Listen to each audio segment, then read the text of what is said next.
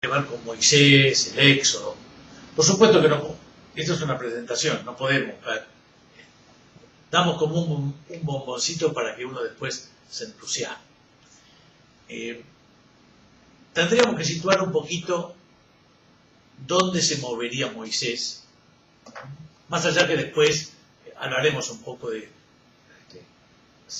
su historicidad, su no historicidad, un montón de cosas que se van sumando en el libro que vamos a leer nosotros.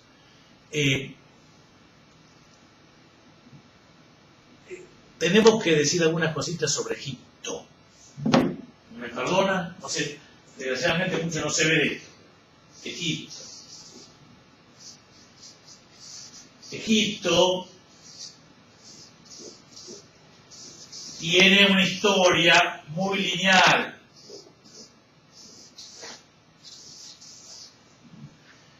Tiene una historia muy lineal. Las primeras dinastías comienzan en el 2800 al 2400, esos 4 siglos se llama Imperio Antiguo.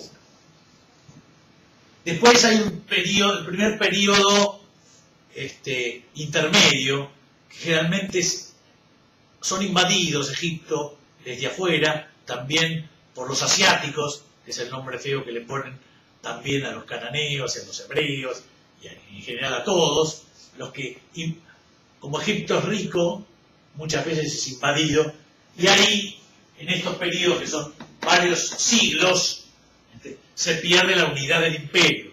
El imperio es el Alto Egipto y el Bajo Egipto, las dos coronas del faraón, la blanca y la roja. El segundo imperio va del 2000 al 1800 y se llama Imperio Medio, lo llamamos nosotros al estudiar. También ahí hay un periodo intermedio, el segundo periodo intermedio. Este segundo periodo intermedio es muy importante para lo que nosotros tratamos, porque suponemos que ahí, entre los pueblos, ellos al montón de pueblos los llaman Ixos, esos pueblos salteadores que vienen, no son mezcla de indoeuropeos, semitas, son pueblos que a raíz del corrimiento de pueblos entran en varios lados y entre otras cosas en Egipto, desequilibran y causan caos, un caos social, bueno, y les cuesta a los egipcios volver a retomar todo. Hay faraones, y sigue habiendo faraones, pero esos faraones son extranjeros, son príncipes asiáticos. Bueno, en el siglo XVIII, 1700 y pico, nosotros pensamos que por ahí podría haber entrado las tribus hebreas. No sabemos, no tenemos suficiente documentación. Son periodos muy largos. Después, en el 1500, un faraón egipcio, Amosis, es el que vuelve a unificar todo el país, va poniendo el orden, restaura, hay un montón de cosas que se ponen mucho más severos con los pueblos extranjeros, y va a ser el imperio nuevo. Una cosa interesante, en este imperio nuevo, en el siglo XIV, 1300, un faraón que se cambia el nombre y se va a llamar Agen-Atón, hace una revolución de tipo monoteísta con el dios solar Atón, genera toda una revolución cultural.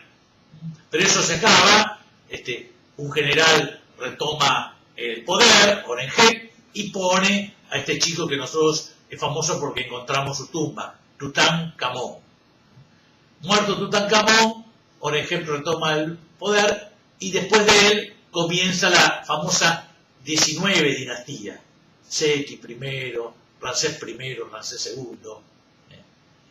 En esta época, a mitad del siglo XIII, en 1250, ahí pareciera que tenemos que situar la salida de los hebreos, una de las tantas salidas que estaría llevada adelante por Moisés. Ya que está, también esto es importante, las famosas pirámides que nosotros conocemos, que algunos hemos visto, las famosas pirámides son del Imperio Antiguo, ya de la tercera dinastía. Por lo tanto, cuando Moisés existe y vive en Egipto, ya hace siglos que existen esas pirámides y ya son viejas. Él también tuvo que sobreponerse a una historia larga, casi invariable, y creer en ese Dios que le hablaba. Bueno, nosotros vamos a leer algunos textos sobre Moisés. El libro en el cual está Moisés y el Éxodo se llama Éxodo. Tiene unos 40 capítulos. La mitad suceden prácticamente hasta el capítulo 15 en Egipto. Y de ahí en Egipto. Y de ahí en adelante la marcha a través del Sinaí. Y bueno, y los dos primeros capítulos están dedicados a la presentación del héroe que es Moisés.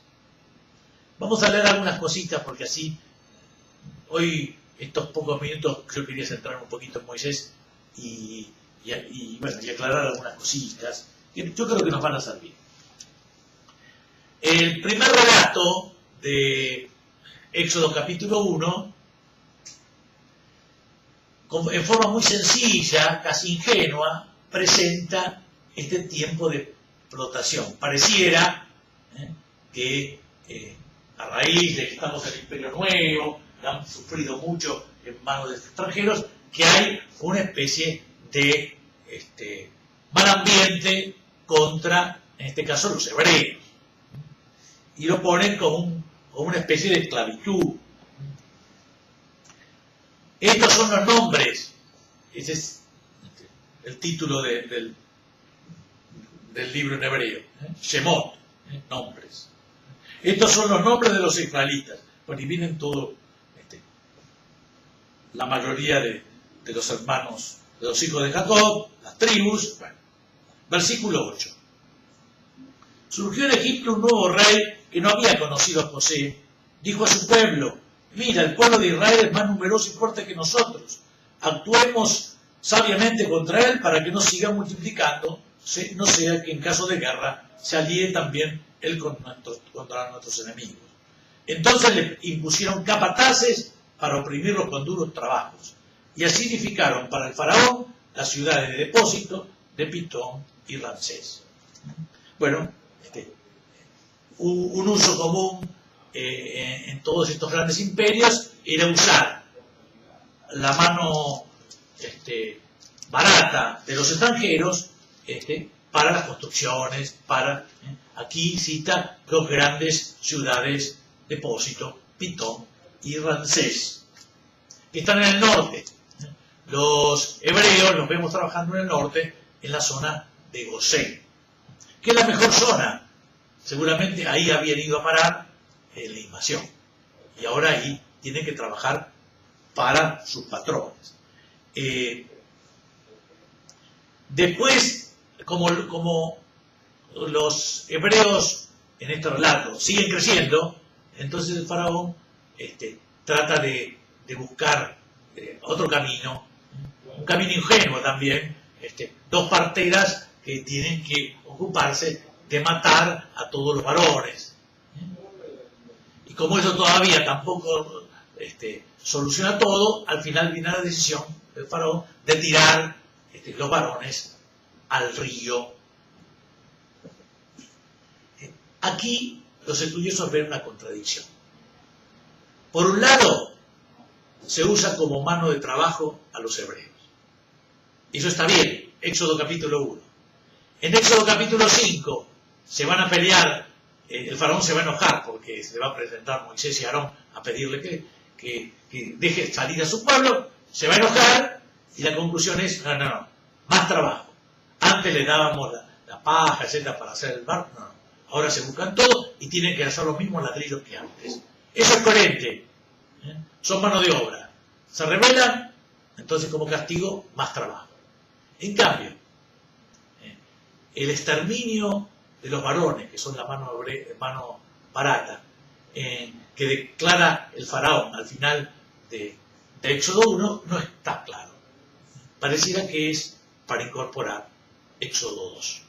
El relato de Éxodo 2, en la salvación de ese chico que se llama Moisés, necesita todo este armado de exterminio del pueblo.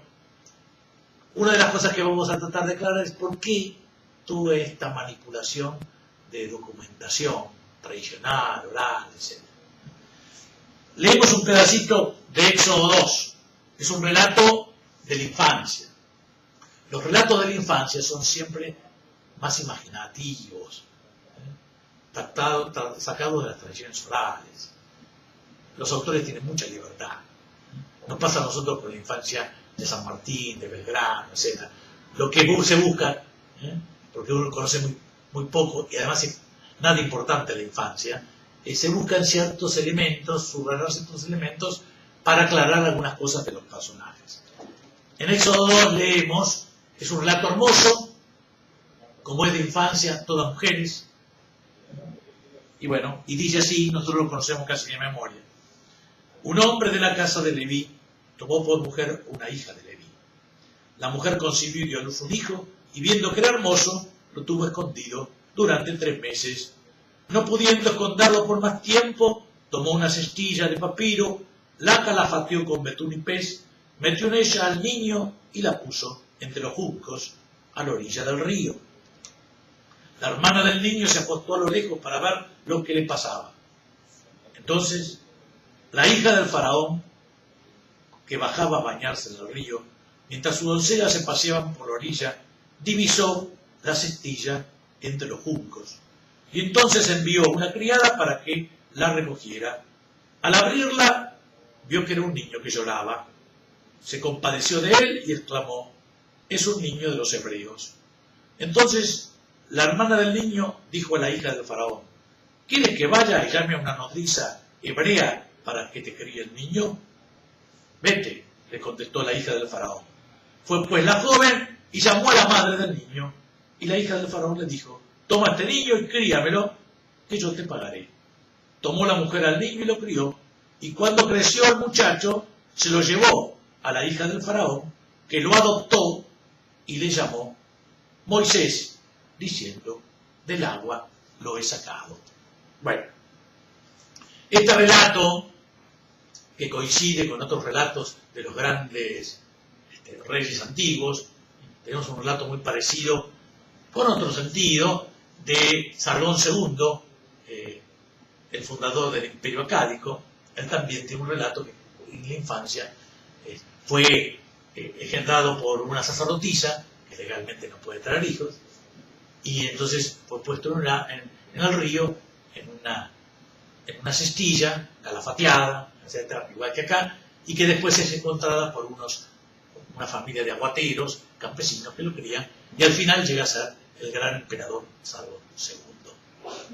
Este relato le sirve a él para decirle, yo tengo orígenes principeros. Acá no. Acá, ¿para qué está este relato? Este relato tiene contradicciones. Una contradicción es, por ejemplo, cuando uno va a Egipto y se ve las grandes piscinas de los faraones, no entiende cómo esta chica se va al río a bañarse, cuando el río en todos lugares, aún hoy, es un lugar de prostitución. Es un lugar difícil, peligroso. Segundo, ¿por qué ella, que no es la madre, le pone el nombre? Y tercero, ¿por qué le pone un nombre hebreo si es egipcia? Entonces, bueno, cuando no se creía que Moisés podía tener una realidad histórica, se pensaba que era una leyenda, se comenzó a encontrar, cerca del siglo XIII, en esta época, un montón de de escritos que decían Mosis, Mosis, Mosis. Y entonces dijeron, bueno, acá está la prueba de la existencia de Moisés, pero nada que ver. Mosis es la segunda parte de un nombre egipcio. El fundador del imperio nuevo es Mosis, un gran general egipcio, se llama Tutmosis III, el Napoleón egipcio. Este Mosis que aparece en todos lados es Ramsés. Ramsés es un achicamiento de la palabra Ra-Mosis. Mosis quiere decir nacido de, y tiene siempre adelante el nombre de un dios. ¿Cómo se llamaba Moisés? No sabemos. Pero como él, fundador del yavismo, quedaba mal que la tradición lo conociera con un nombre de un dios, se lo conoció por la segunda parte del nombre, Mosis. Eso prueba que estos residuos son históricos.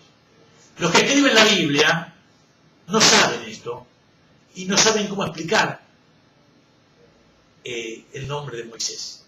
Les sirve este relato incorporado en la infancia de Moisés para explicar su nombre. Pero en realidad Moisés, como sale en algunas películas, es un príncipe egipcio de raíces hebreas, como tantos príncipes extranjeros, pero, y que tiene una cultura, que sabe escritura, que seguramente, como la nobleza, tiene el ideal del monoteísmo, no está eso improvisado, están las raíces. Bueno,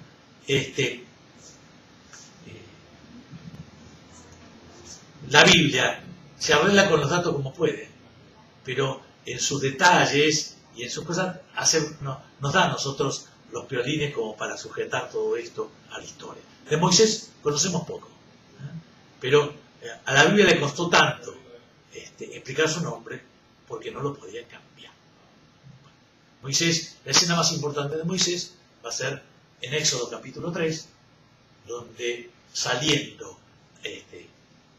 habiendo escapado ya de Egipto a raíz de que Moisés es un hombre violento, que no sabe resolver las cosas sino con la violencia, él se escapa y pastoreando se encuentra con ese fenómeno luminoso, ese fuego que no se apaga, ese ruido tremendo, y al acercarse escucha que su Dios, que él lo conocía, se le aparece el Dios de sus padres, y ahí le revela el nombre. ¿Cómo es tu nombre? ¿Cuál es tu nombre? Si tú me envías a los hebreos, ¿qué les tengo que decir? Bueno, y ahí aparece en Éxodo 3 el nombre de Yahvé. Sobre eso también habría que hablar mucho, pero hasta ahí llegamos.